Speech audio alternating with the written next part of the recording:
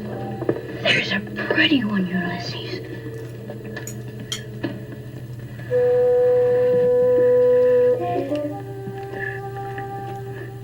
There it is. Hello BookTube, I'm Shawn the Book Maniac. Welcome back to my channel. This is just a short introduction to a vlog that Leah of Hide and Seek and I made of our buddy read of The Sense of an Ending by Julian Barnes. Please enjoy it. It is quite spoilery, so if you don't want any spoilers, don't watch it.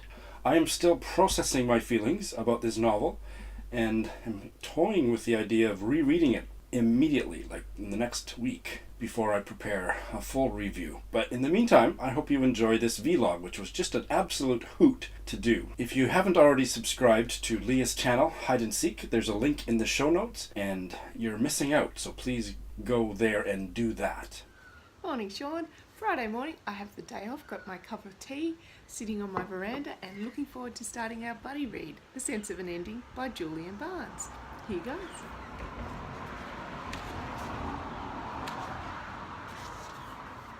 For Pat. Who's Patrick? I'm always interested in who the books are dedicated to. So who is Pat? Patrick? Patricia? Anyway, let's see.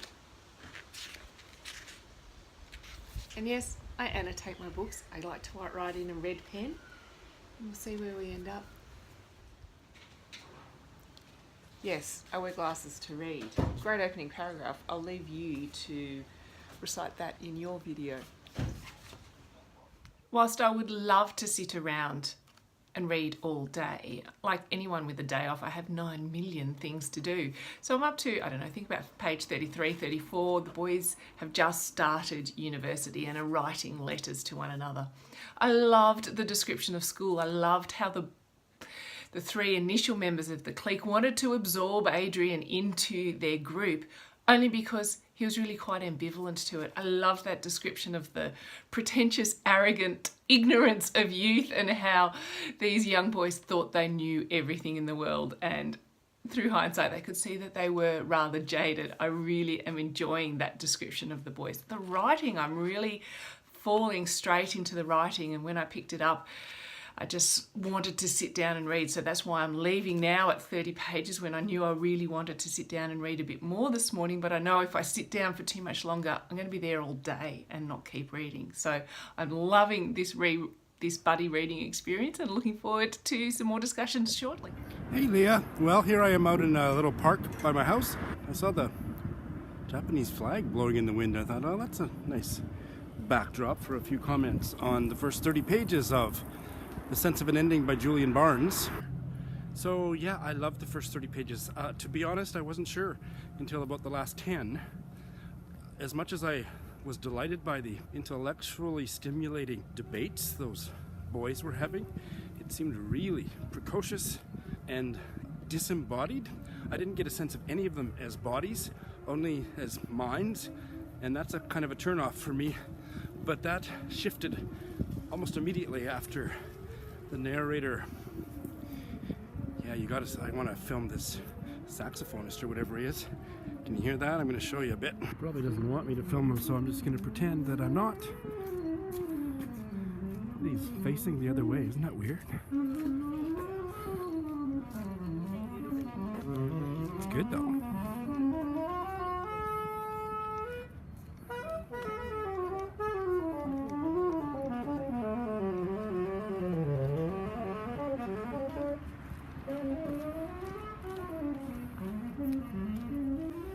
Alright, I hope you can hear me with the lovely music, but I'm just going to quickly finish up. So as soon as he got to university, got his girlfriend Veronica, and especially that extended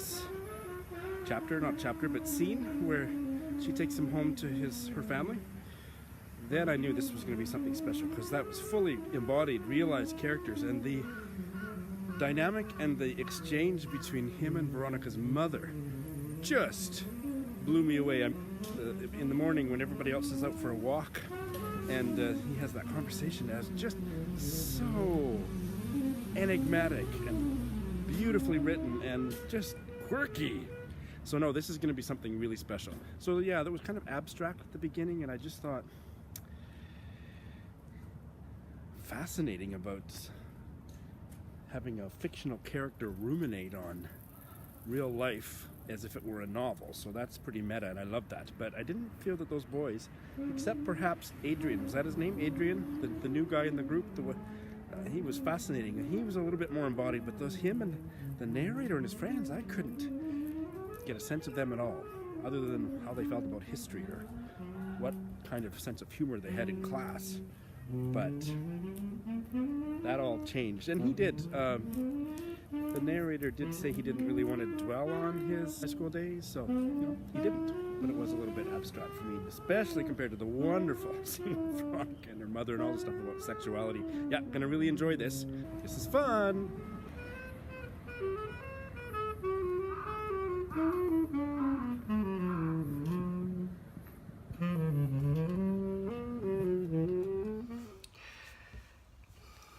Now it's Friday night here, and that means nice glass of red. We've just had some homemade pizza, and this is a lovely Spanish tempranillo. Delicious. And if you hear any noise, that's John watching the Super Rugby. It's Auckland versus Waikato, 2 New Zealand teams, and he's yelling at the television because the players can hear him. Anyway, each year my girlfriend and I pick our rugby boyfriends, and I found my rugby boyfriend for 2018 tonight, so I'll insert a picture here for you if I can. His name's Damon Mackenzie. Lovely. Anyway, the book. Wow, I had some more time this afternoon to read the book. I loved it the time at university. I loved that tension, that mixture of the openness and the sexual awakening, yet still that prudish, priggish living in the 50s. And I really liked how Tony kept tying it back to his love of history. I found the repeating of Adrian's words and Adrian's ideas of history being forgotten memories yet tangible evidence, and I found that to be wonderful, woven through the whole story. Now I'm up to the part where Tony's received the letter and his bequest from Veronica's mother, and I wonder where we're going to go with this. It sounds really quite interesting. I don't know whether to feel sorry for Tony or whether he really is a wonderful, just normal, insightful character. I'm not sure yet. Right now I'm leaning towards just thinking he's a bit of a no-hoper. But anyway, we'll wait and see. I must say that the Suicide of Adrian really did shake me a bit, and I wasn't expecting that. Yet, in hindsight, at 20 pages further down, I think it was a worthwhile, it was interesting. I think it worked, and I brought an interesting challenge and change into the story. I want to hear and see more of Veronica and see what happened with her and why her mother actually left Tony this bequest. Anyway, interesting times ahead. Hope you're enjoying it too. Night, Shawn.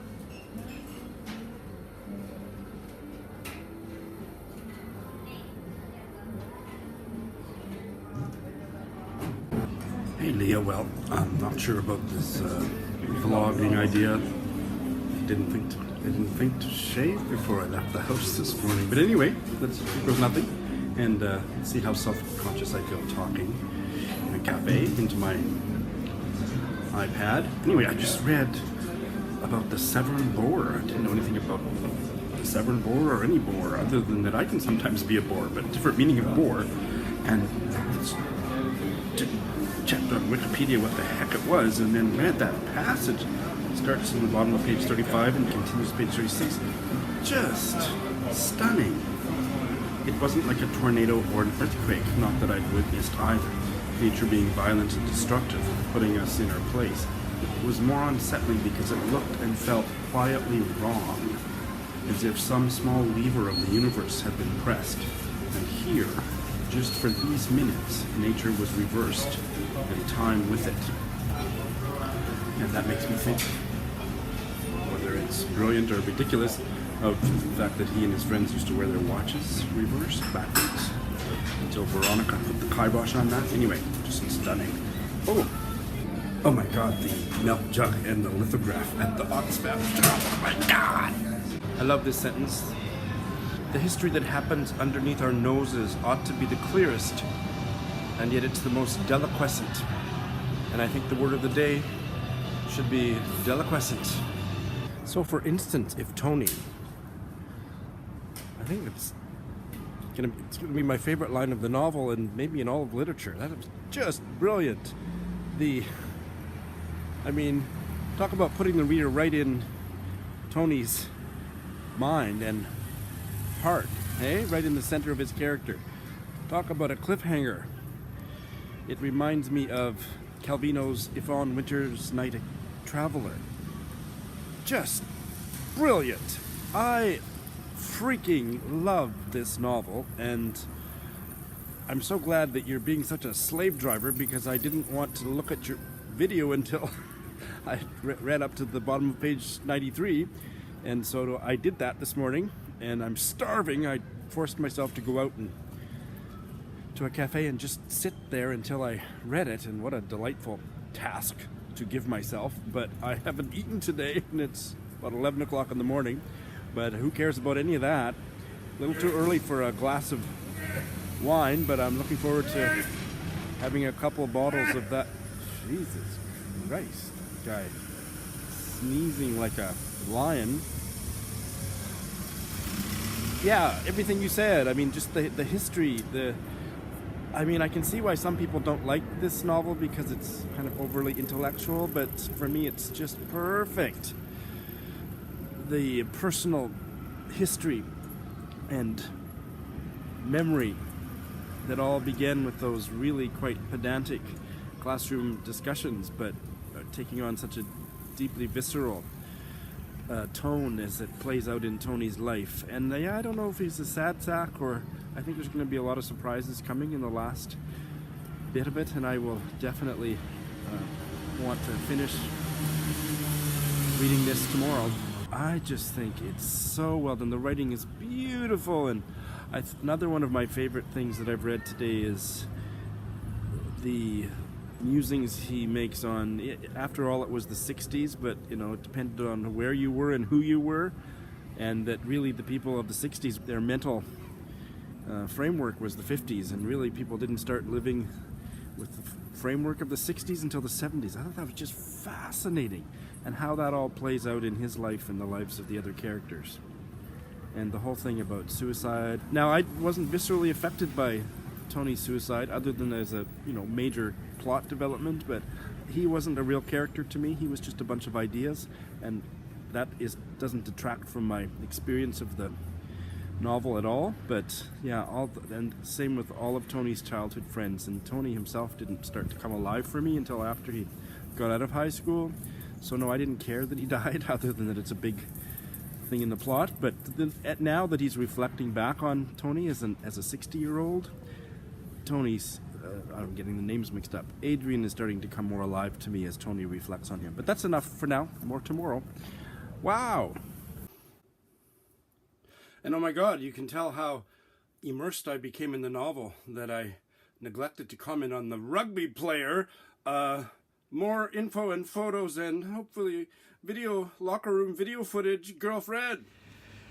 Now, I'm running so late today. I have about 10 minutes before my team turns up, so I have to get this done in a hurry. Oh my goodness. About page 130, I was ready to throw this book. Has Tony ever been such a sap of a person?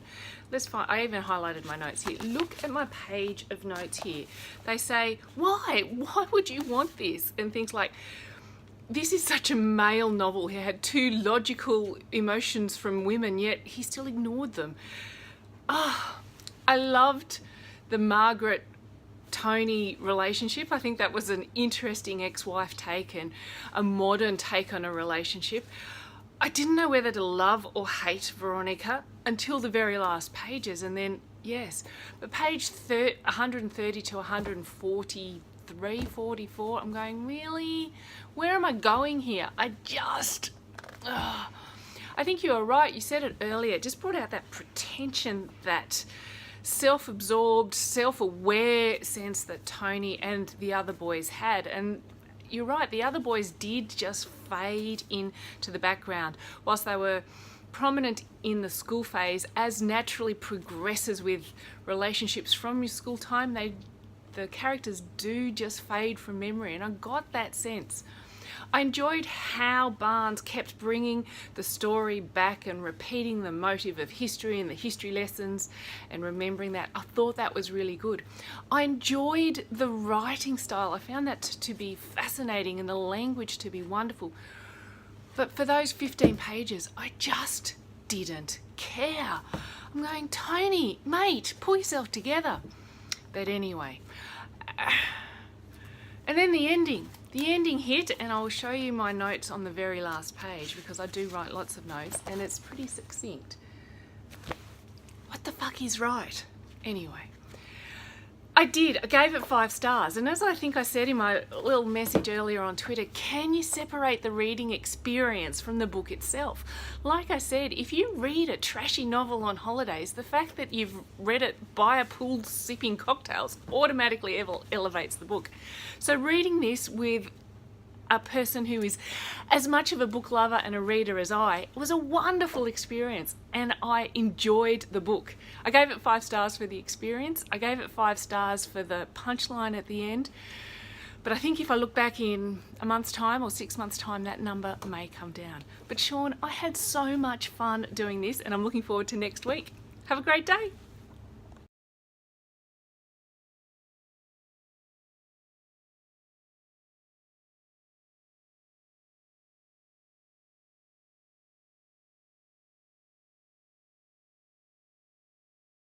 Hey Leah, well here I am, standing in front of a gorgeous tree. I don't think it's cherry blossoms, it's way too early for the cherry blossoms to be blossoming, but it's some other kind of tree. I'm not pretty stupid about vegetation no matter which country I'm living in, but it's beautiful, hey? I just read 20 pages since yesterday, so I'm on page 113. I don't think your short message on Twitter unduly influenced me, but I'm kind of underwhelmed by those 20 pages. It was interesting, the letter that Veronica sent to him, and what a jerk he'd been in the letter. But didn't he kind of foreshadow that? He didn't refer to it very much, but he basically outright said in the story 30 or 40 pages before that he'd sent a snarky letter that was a friendship ending letter to Adrian, so it was a little bit anticlimactic. And then I just feel like he's kind of puttering now, narratively puttering and ruminating, and it's not nearly as striking as his earlier ruminations. Like, it's pretty cliched. I'm not bored, but I'm almost bored, so I need some more something. Either the navel gazing to be more thought-provoking, or something more to happen. So that's kind of where I'm at. Maybe that's not what was starting to happen for you, but I'm a little bit underwhelmed. I am off to a new cafe. I'm taking you and the video camera with me. If it's open, I'm going to go sit down and read some more there.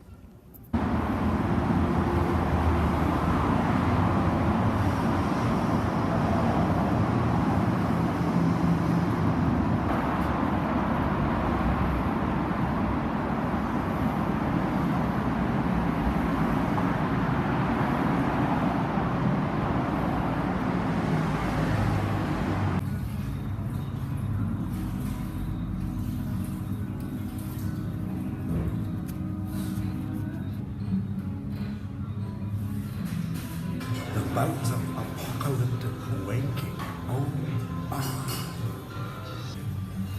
Spare us your sentimental lucubrations. Lucubrations, that was a new one for me. And now that I've looked it up, I don't think Mr. Barnes is using it completely correctly.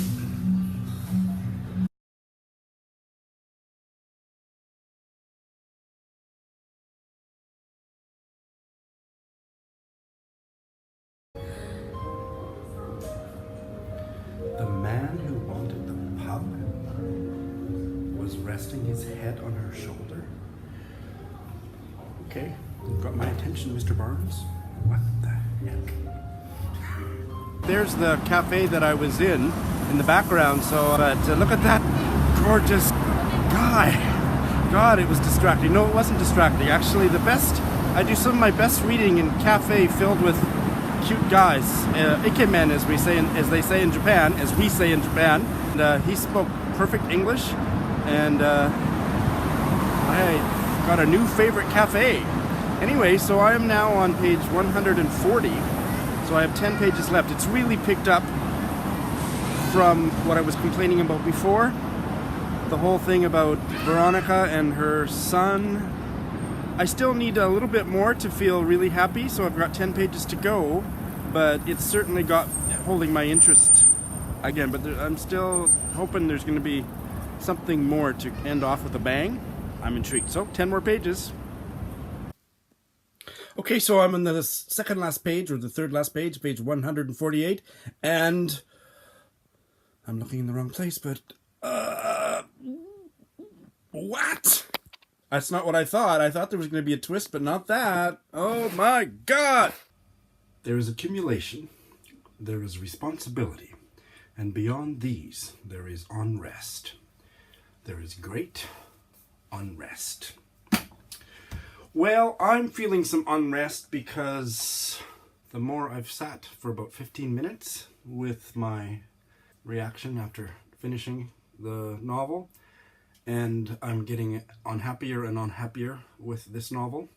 So we'll see where I am in a day or two, but I feel manipulated, I feel irritated, and also impressed. I think I'm going to slap a 4-star rating on this book because I liked it, but I think it won't be too long before I don't like it very much.